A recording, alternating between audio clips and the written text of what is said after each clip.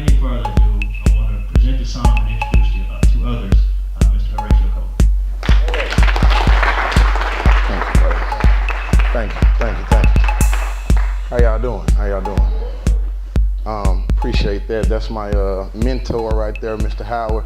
Someone who I've looked up to for a lot of years. Y'all don't know this, but he used to be a hooper. I don't know if he still has it anymore.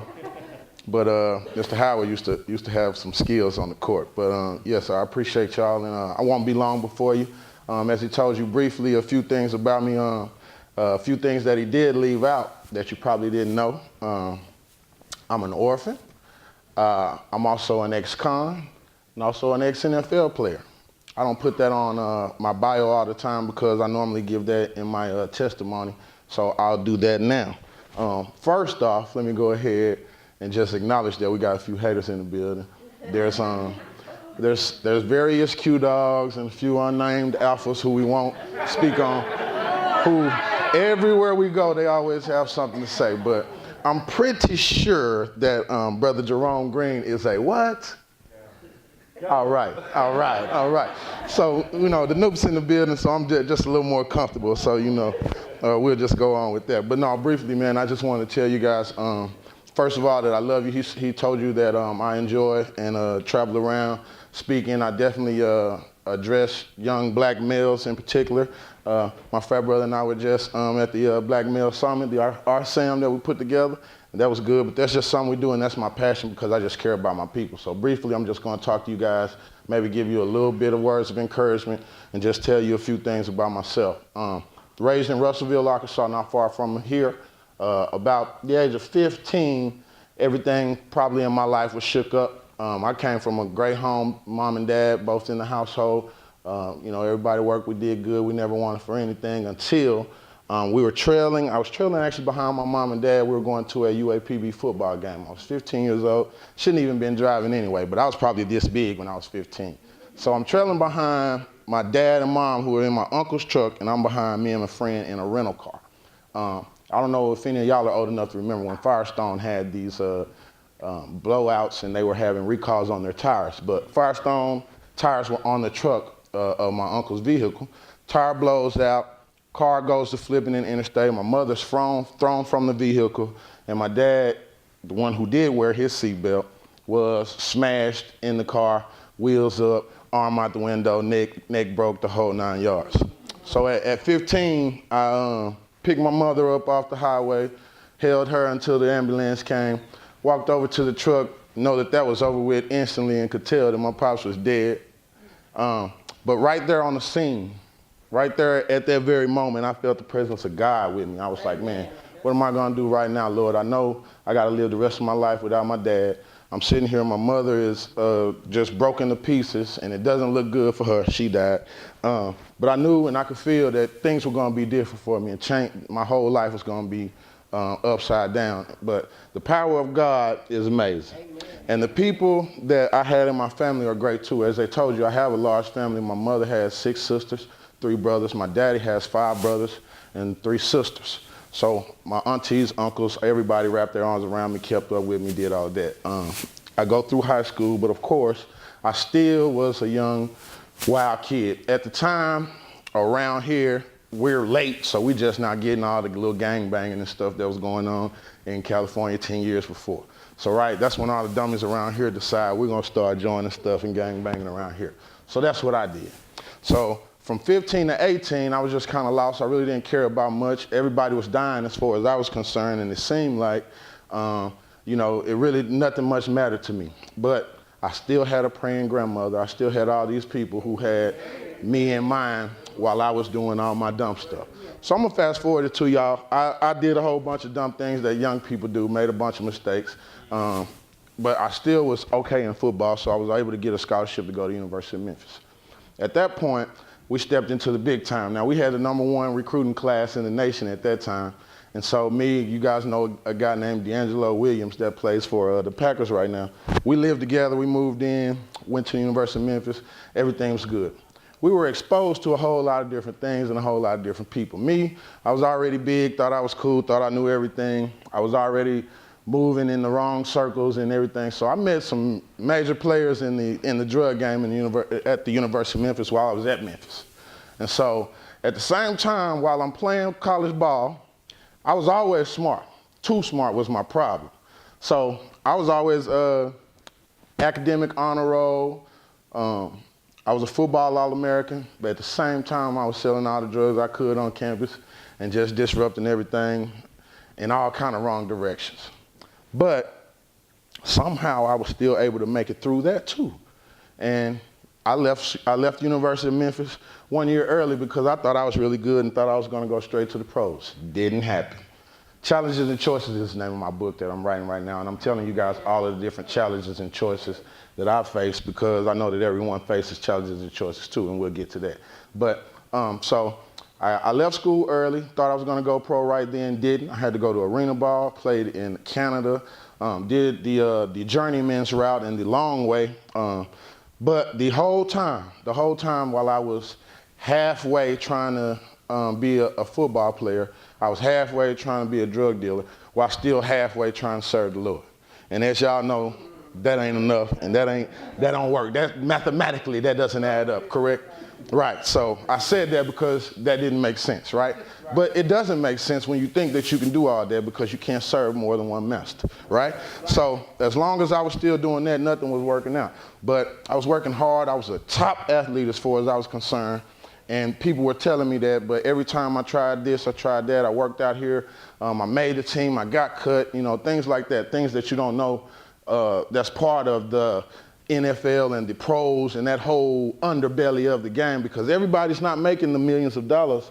Everybody's not getting all the contracts and doing all that. So you have a whole lot of people like me who do dumb things trying to keep up with the Joneses and keep up with the guys who make the real money and, try to go to the club and spend $20,000 and make it rain and all of that when I don't even have that kind of money and can't do it anyways. But hindsight is 20/20. I look back at that now, I know better, but then I was just young and dumb. And the thing about challenges and choices is you probably don't know what the consequences are unless you stop and think. And so that's what I come here to say. The first message is when you go through your life, young people, old people, whoever it is, stop and think about it. As Kevin Hart used to say on that comedy show that he had, stop, think about it. If it doesn't seem good, don't do it. Weigh your options. Everybody who has real money, people who have major companies and businesses that I talk to, one thing I know, they all think they're data-driven people. And it's always risk versus reward. And what is this worth to me or us or the company or all of that. So as you're going on throughout your day, every day, understand that you got to build some type of value for yourself and for everyone else that are coming into contact with you, that may want to hire you, that may want to work with you, establish relationships with you. All of that, you got to build some equity in yourself and build some stock so that people will pay you what you want, pay you what you're worth, and value you when you're around so that they'll think that they need you and have to have you and all of those things that we don't normally get because we allow all these other things to get in the way. Our attitudes, our decisions, our pride, right? As black folks, that's our number one thing, right? We want to be the proudest people in the world except for when it's time to be. We always got something to say when you need to shut up, but then when you need to speak, you want to be quiet. Like people who don't get out and vote. I heard somebody say that, right? We want to sit back and say something, but if you don't vote, I'm just saying you really don't have a right to speak. If you don't put your name in there and actually do your part, then who are you? So the same thing applies, right, in our everyday life. I think it's all the same. Right here at Shorty, you guys got to put some skin in. Put some skin in, and then people are going to recognize that and appreciate that, and then you'll see that they'll start using you and doing different things, man. I used to just have a dream of being a speaker and actually using my story to help people, but mentors like Harvell, Chris, these guys just, recognize that and say, hey, man, maybe we could start helping you out and get you moving, man. Now I go all across the nation. I speak to prisoners, I speak to kids, I speak to orphans. I do all of that, and I know that now I'm just not getting into my purpose. Now I'm just not getting into what I was actually made to do. And so let me finish the whole thing now. So I did all of that at the University of Memphis. I got into the drug game, but we still were able to make it to the NFL. I was at Denver playing on a practice squad there. Well, actually, I played for arena ball in Denver. Then I made the practice squad. Then I made the team there.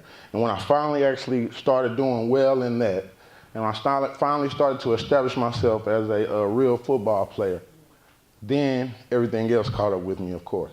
So I got cut from Denver, but at the same time, Dallas wanted me. So I finally playing for my favorite team. Favorite team in the world. That's always my dream as a kid. I wanted to play for the Cowboys. All right?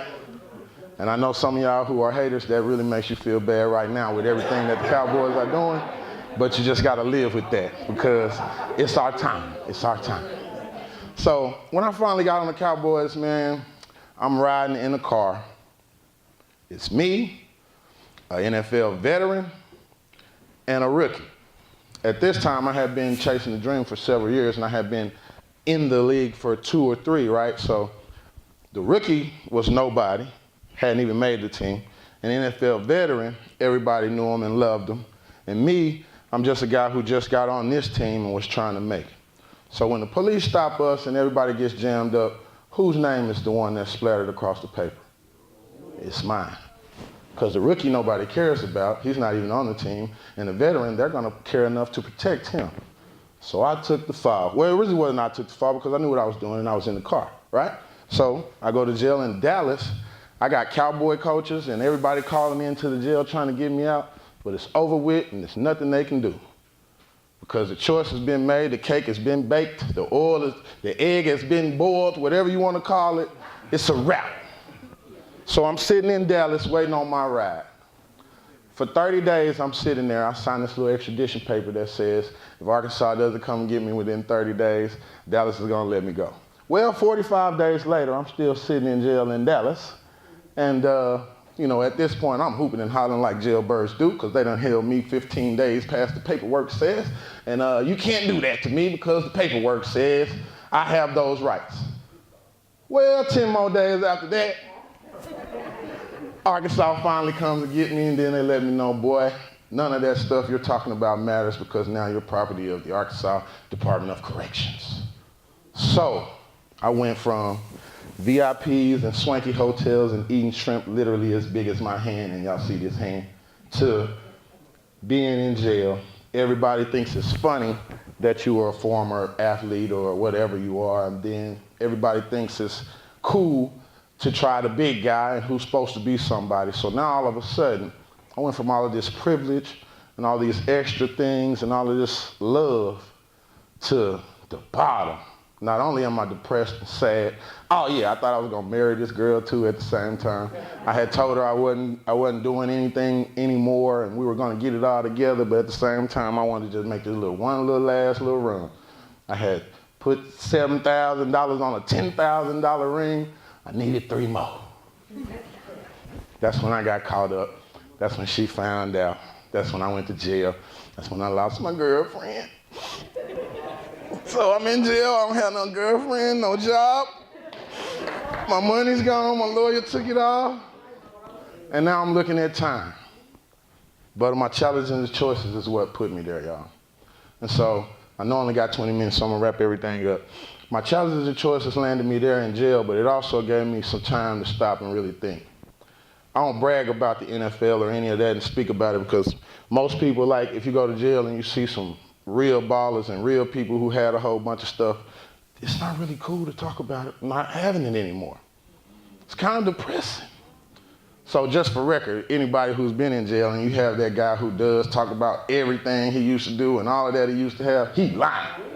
He the one lying. But anyways, y'all didn't know I was gonna come in here and keep it real. Y'all thought y'all had somebody else, but all I do is just give what is the real deal for me because that's what life is, right? Life is not sugar-coated, it's not fake, and it's not any of that. So if anything that I can leave with y'all is that understand that your challenges and choices and everything you face right now is the real deal. Your GPA right now is your GPS. What you're doing in the classroom to establish yourself will determine where you go. Your GPS, what is a GPS? It tells you where you are, how you're going to get somewhere, and how long it's going to take you, right? So right now, your GPA, when everybody comes, because you're being measured all across the nation. You're being measured with other black schools. You're being measured with other black people. You're being measured with white kids at white schools and all these other things. But at the end of the day, they're all going to look at your GPA. And then that's going to be determining where you are, where you're going, and how long it's going to take you to get there. So establish yourself right now in the classroom and know that that's important. A lot of us like to sleep in and play games, but it won't be any time for games later on. We're not here to play. Your 4 C's are competence, character, culture, and citizenship. Competence, we already understand, that means you got to be knowledgeable of what you're doing. Competence means that you speak loud enough to be heard, clear enough to be understood, and knowledgeable enough to be believed, right? Your character, that's what you're doing when nobody's looking. That's what you're doing when you're with your homies. That's what you're doing when you tell your friends the right thing instead of riding along with some bull crap, because a challenge and a choice can change your life too, just based on what a friend does. Some of us sitting here, we already know that because we're here because of challenges and choices. We're still doing this now because of choices that we made and decisions that we did and things that came back, and you do reap what you sow. So what we got to do is put some positive seeds in the ground and let's start bearing some of those great fruits. And that's what I'm trying to do. I poisoned the world for so long. I had so many kids looking up to me and things that people were looking and watching and all of those things that I could have been actually putting something good and pouring positivity and, letting them see the God in me. But instead, I spent all of that time wasting it. And so now everything I can and everything I do is about trying to sow those positive seeds so that we all can bear some positive fruit. And so, yeah. Appreciate it.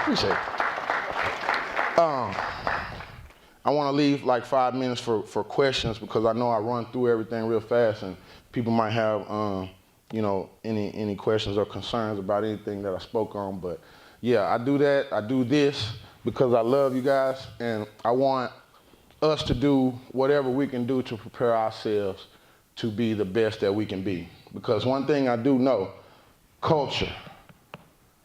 This is a black college. I love black people. We're the most powerful people on the planet. Now don't get me wrong. Like, I love everybody, right? You always have to have that disclaimer in it when you say Black Lives Matter. Don't all lives matter? Yes, all lives matter. Yes. But black lives matter too. Black votes matter, but we're talking about just who we are, right? So I don't want to offend anybody when I say that I'm proud of my people and what we can do. I don't want to offend anybody when I say I know that your struggle is your strength.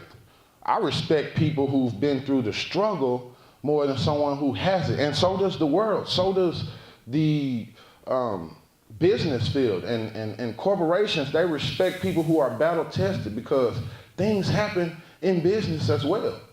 Things happen in companies. Things happen here where you have to make something out of nothing, where you have to adjust on the fly, where you have to be okay with things getting a little rocky. Well, is that not how we were raised? Is that not what the struggle is your life, right?